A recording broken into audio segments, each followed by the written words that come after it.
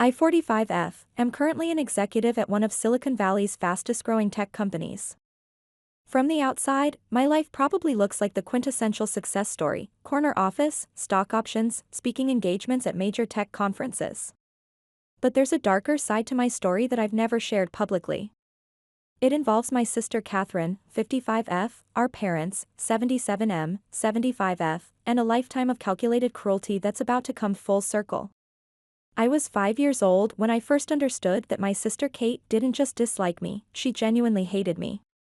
It was a strange realization for a child, understanding that someone who shares your blood could look at you with such cold detachment. Kate was 10 years older, already a teenager when I was still learning to tie my shoes. You'd think having such an age gap would make her protective of me, maybe even maternal. It didn't. Our parents both worked long hours at their accounting firm in Palo Alto, so they often left Kate in charge of watching me. Just for a few hours, they'd say, kissing me goodbye, while I tried not to show my fear. As soon as their car pulled out of the driveway, Kate's fake smile would vanish. Time for bed, she'd say, even if it was only 6 p.m. But it's still light outside, I'd protest weakly. Don't care. Go to your room. She'd march me upstairs, push me into my bedroom, and then came the sound I still hear in my nightmares, the distinct click of the lock from the outside. My room would transform from a safe haven into a prison cell. Kate had convinced our parents to keep the outside lock for my safety when I was a toddler. Now it was her weapon. Kate, please let me out, I'd call, my small fists barely making a sound against the wooden door. Shh, she'd hiss from the hallway. You need to be quiet. You know what happens to noisy little girls, right? The monsters under the bed get hungry. I'd freeze, my heart pounding. There's no monsters, I'd whisper, trying to convince myself more than her. Oh no. What's that scratching sound? I think one's waking up. She'd scratch her fingernails against the bottom of my door, and I'd leap onto my bed, pulling my feet up, convinced that something was about to grab my ankles. I'd sit there for hours, too terrified to move, too afraid to even reach for the light switch. When I'd hear our parents' car in the driveway, Kate would quickly unlock my door and whisper, if you tell them, I'll make it worse next time. They won't believe you anyway. Once, when I was about 6, I did tell them. My parents had returned to find me pale and trembling, with tear tracks dried on my cheeks. Kate locked me in my room again and said there were monsters under the bed, I said, my voice shaking. My father's brow furrowed, but before he could speak, Kate rolled her eyes dramatically. There she goes again with her stories. Remember last week when she said she saw a unicorn in the backyard? That had been a game I was playing, and Kate knew it. But my parents nodded, exchanging knowing glances. Sweetheart, my father said firmly, you shouldn't make up stories about your sister. She gives up her time to watch you, and you should be grateful. Grateful.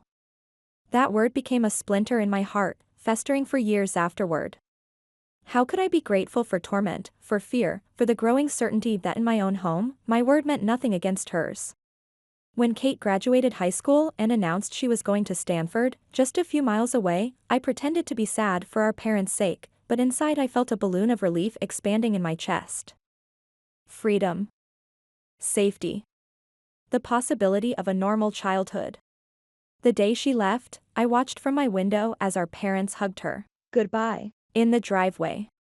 When the car finally disappeared down the street, I walked to my room and deliberately laid down on the floor, putting my arm under the bed. Nothing grabbed me. No monsters lurked in the shadows.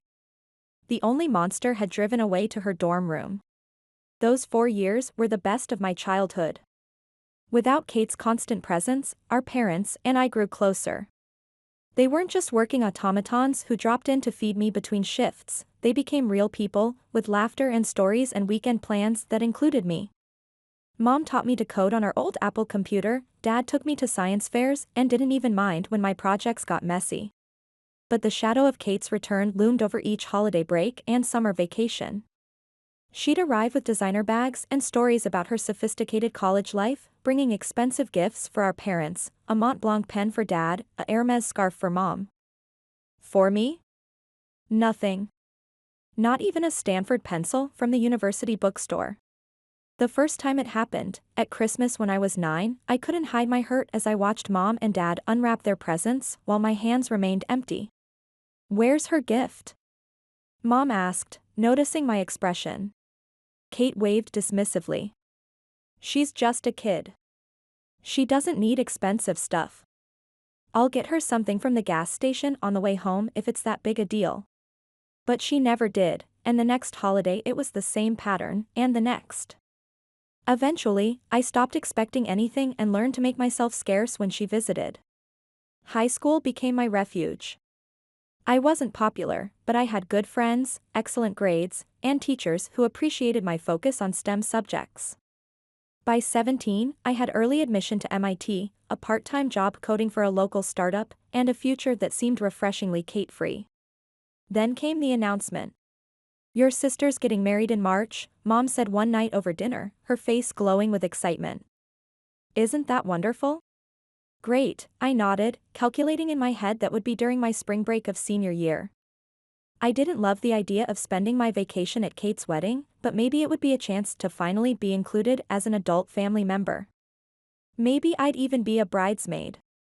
2 weeks later, Kate swept into our house with a massive diamond ring and her fiancé in tow. James seemed nice enough, quiet, well-dressed, with a polite smile that never quite reached his eyes. Perfect match for my sister, I thought uncharitably.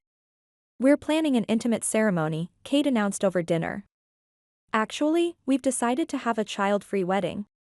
The table went quiet. Dad cleared his throat. "Child-free?" "Yes. James and I want a sophisticated atmosphere. No distractions." Kate's eyes fixed on me. "No one under 18. I stared back, the meaning crystal clear. I was 17. I would be 18 in 4 months. "Rules are rules," Kate said with a smirk. "I'm sure you understand." I looked to my parents for support. Mom was studying her plate. Dad shifted uncomfortably. "It's Kate's wedding," he finally said. "She gets to decide how she wants it." "Exactly," Kate said triumphantly. "Besides, someone needs to watch the house while everyone's gone." I felt like I'd been slapped. They were all going, my parents, relatives from both sides, family friends. Everyone except me, left behind like an unwanted pet. After dinner, I retreated to my room, fuming. I didn't cry, I was too angry for tears. Part of me wasn't even surprised. This was classic Kate, finding the perfect way to exclude me while looking completely reasonable to everyone else. The day of the wedding, I stood in the driveway watching my parents drive away in their formal clothes, feeling hollow. For the next 8 hours, I wandered the empty house, flipping through channels and trying not to think about what was happening at the Ritz-Carlton in Half Moon Bay. When my parents returned, they were full of stories, the beautiful flowers, the touching vows, the delicious food. I nodded and smiled in all the right places, playing the role of the interested daughter. 3 days later, scrolling through social media, I saw it. Kate had posted her wedding album. I shouldn't have looked, but curiosity got the better of me. There in the family photos stood my cousin Jennifer, grinning in a pretty blue dress. Jennifer, who was exactly 2 months younger than me. I zoomed in on the photo, thinking I must be mistaken, but no, it was definitely her. My hand shook as I dialed her number. "Oh, yeah," she said casually. Kate said the age thing was just a guideline, not a strict rule. "Didn't you know?" I hung up without responding. The betrayal burned in my throat. It wasn't about having a child-free wedding. It was about excluding me specifically, and everyone, including my parents, had gone along with it.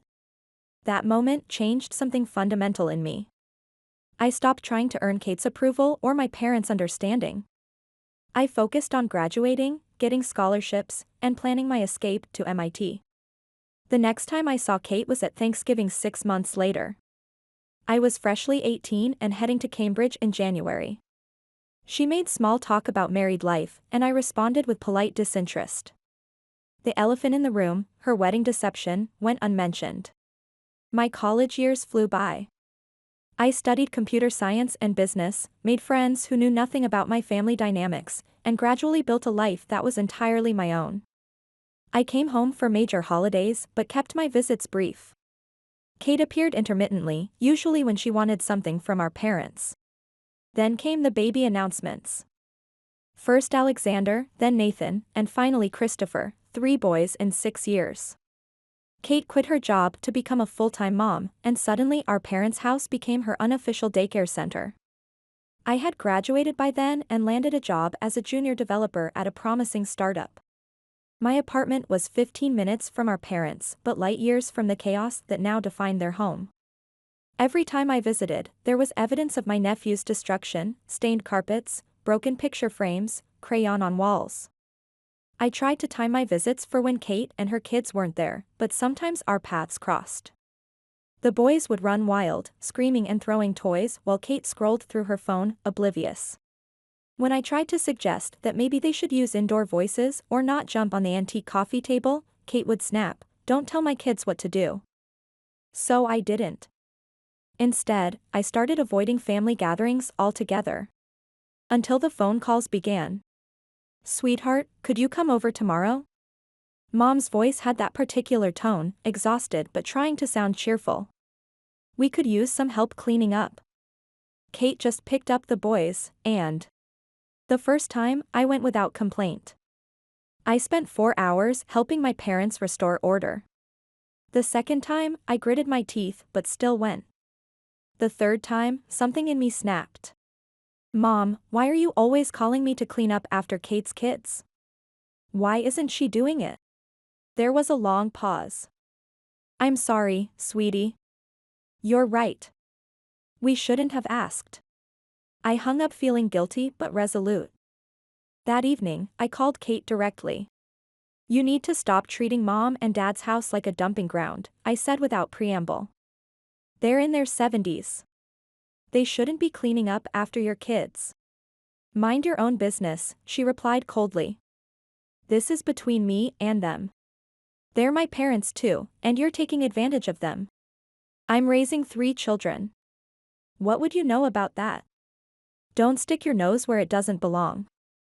The line went dead. I called our parents immediately after hanging up with Kate. My hands were shaking with anger, but my voice was steady. "Mom, Dad, I want you to stop babysitting for Kate unless she agrees to clean up after her kids. Those boys are completely out of control, and Kate doesn't lift a finger." There was a long silence, then Dad cleared his throat. "We'll talk to her." I wasn't sure they would, but a week later I got a furious call from Kate. "What the hell did you say to Mom and Dad?" she demanded, her voice shrill. "They told me I can't bring the kids over unless I clean up afterward." "Good," I said simply. "You had no right to turn them against me. Who's going to watch my kids now? Do you know how expensive childcare is? Not my problem. You chose to have them. Take some responsibility." She hung up on me again. I later heard from Mom that Kate did start cleaning up after her visits, not thoroughly, but enough that our parents weren't left with a disaster zone. It was a small victory, but it felt significant. For once, I hadn't backed down. Life went on. I focused on my career, working my way up from developer to team lead to CTO, and finally to executive leadership. I dated casually, but nothing serious stuck until I met Michael at a tech conference in Austin. He was smart, funny, and refreshingly straightforward: no games, no manipulation. After years of walking on eggshells with my family, his honesty was like oxygen. We dated for 2 years before he proposed on my 45th birthday with a simple solitaire ring and a promise of a drama-free future. I said yes, immediately. But even as we celebrated, a dark thought intruded. The wedding would mean facing Kate again. "We could elope," Michael suggested when I explained my concerns. "Vegas, just us." But I shook my head. "I won't let her rob me of a proper wedding. I want my friends there, your family, everyone." I paused. "Except my nephews." Michael raised an eyebrow. "Bold move. Your sister won't like that." "I know." I took a deep breath. But after seeing what her kids did to my parents' anniversary party last month, the cake smashing, the screaming during the toasts, I can't risk it. So I made the announcement on social media. We're thrilled to be planning our wedding for next June. Note, this will be a child-free event, no guests under 16, please. We love your little ones but want everyone to enjoy an adult evening. Most responses were positive. Friends with children promised to arrange sitters. Michael's family completely understood. My post received likes, hearts, and supportive comments. All except from Kate. Now, as I sit in my office overlooking the San Francisco Bay, I'm not just planning a wedding. I'm planning something much bigger. The exclusion of her children is just the beginning. I have access to resources now, technology, money, influence. And I'm going to use every bit of it.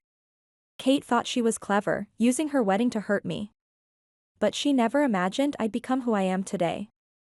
She's about to learn that every action has consequences, and some debts take decades to come due. Update 1, it's been 2 weeks since my last post, and things have escalated dramatically. What started as a simple, no children at the wedding, policy has uncovered something far more sinister. Last Sunday, I went to my parents' house for our monthly family dinner. Walking through the front door, I heard the familiar chaos, shrieks, thuds, something breakable crashing to the floor. Kate and her boys had happened to stop by. Alexander, 15M, ran past me with Mom's antique silver picture frame. Nathan, at 12M, was jumping on the furniture, his shoes leaving dark marks on the cream upholstery, and Christopher, 9M, was systematically pulling books off the shelves. Kate sat at the dining table with Mom, calmly sipping coffee as if surrounded by perfect tranquility. Dad was in his study, door closed, his new coping mechanism. Halfway through dinner, Kate casually mentioned my wedding. I'll need to know the exact schedule so I can plan around the boys' activities. I put down my fork. The boys aren't invited. It's adults only, as I mentioned in my post. She laughed. That doesn't apply to family, obviously. It applies to everyone. No exceptions. But I can't leave them for a whole day. I'll have to bring them. I stared at her, wondering if she was really this oblivious or just testing me. No, you won't. You'll need to find a sitter. There's no one I trust with them for that long. They're coming with me. Her tone was final, as if the matter was settled. That's when I got a text from my cousin Jennifer that changed everything. Kate had been talking to her old college friend Grace, who'd had too much wine at lunch and revealed Kate's plan for my wedding. She had instructed Alexander to accidentally spill red wine on my dress during the reception. Nathan was supposed to start a food fight during dinner, and Christopher had been promised extra video game time if he could push over the wedding cake. I stood in the bathroom, hands shaking with a different kind of anger than I'd ever felt before. This wasn't just Kate being difficult, this was premeditated sabotage. When I returned to the table, I looked at my sister with new eyes. She was chatting with Mom about Alexander's soccer schedule, acting perfectly normal. But now I could see the slight smirk when she glanced my way, the calculated casualness in her posture. After dinner, I went to help Mom clean the kitchen. Kate had already left, claiming the boys had homework to finish. That's when I noticed Mom's hands trembling as she loaded the dishwasher. "What's wrong?" I asked. She burst into tears. "Your father fell last week. He was trying to stop Christopher from climbing the bookshelf, and we didn't want to worry you. Is he okay?" "Just bruised, but..." She lowered her voice. "The doctor says he needs to reduce stress. His blood pressure is too high." I looked at the kitchen calendar. Kate had penciled in her visits for every day next week. "They're killing you both," I said quietly. Mom just wiped her eyes and kept loading dishes. That night, I called Michael and told him everything. As a CEO of a tech security firm, he immediately suggested using his head of security, Jason, who specialized in executive protection. We would have a professional team ensure Kate and her boys couldn't get near the venue. But I knew we needed more than that. Using my position as a tech executive and Michael's resources, we're implementing a plan that goes far beyond just wedding security. Grace has provided more details about Kate's intentions. She's been boasting about how she'll put me in my place and remind me what family really means. The irony is, she's about to learn exactly what family means. Not her twisted version, but real consequences for decades of cruelty. The wedding is in 3 months, and Kate thinks she's going to humiliate me one last time. She has no idea that her little plan has given me the perfect opportunity for something much bigger. Update 2, the wedding was yesterday. I'm writing this from my honeymoon suite at the Four Seasons, still processing how perfectly everything played out. What was planned as revenge against Kate became justice for decades of family abuse. The venue was a private estate in Napa Valley. As guests arrived, Jason's security team was in position, dressed in suits and blending perfectly with the event staff. Kate arrived 45 minutes before the ceremony, all 3 boys in tow despite the clear, adults-only policy. Alexander was carrying what looked like a water bottle filled with red liquid. The head of security stopped them professionally but firmly. "I'm sorry, but this is an adults-only event. We also have you listed as prohibited guests." Kate's smile froze. "There must be a mistake. I'm the bride's sister." "No mistake, ma'am. We have clear instructions." 10 minutes later, my parents arrived. They walked toward the entrance with their usual air of entitled authority, probably expecting to be treated as guests of honor. They weren't. "Mr. and Mrs. Richardson, I'm sorry, but you're also on the prohibited list." My father's face turned red. "This is outrageous. We're the bride's parents." "And you failed at that job for 40 years, the security head replied calmly, handing them an envelope. "This contains documentation of why you're not welcome. Legal proceedings will begin next week." Kate, who had been watching from her car, tried to use the moment to slip past with her boys. Alexander made it 3 steps before security caught him, the water bottle of red wine falling and spilling across the pathway. "This is your final warning," the head of security said. "Leave now, or we'll have law enforcement remove you." During the reception, every guest received a notification on their phones, a secure link to a digital presentation. The timing was perfect, just as Kate had started posting angry rants about being unfairly excluded. The presentation opened with security footage from my childhood home, Kate locking me in my room while my parents watched and did nothing. Financial records showing how they enabled her abuse. Medical records documenting my childhood anxiety and trauma. Then came footage of Kate's kids destroying my parents' house while they watched helplessly, too afraid of Kate to intervene. The final blow was the audio recording Grace had provided, Kate gleefully describing her plan to ruin my wedding, followed by clips of my parents dismissing my fears and enabling her behavior throughout the years. Text messages between Kate and my parents revealed their ongoing conspiracy to maintain the family's perfect image at my expense. Throughout the reception, I watched as the truth spread through the crowd. My parents' closest friends quietly left first, unable to face their complicity in ignoring the signs. Kate's social circle began distancing themselves on social media in real time. The community they'd spent decades building began crumbling in a matter of hours.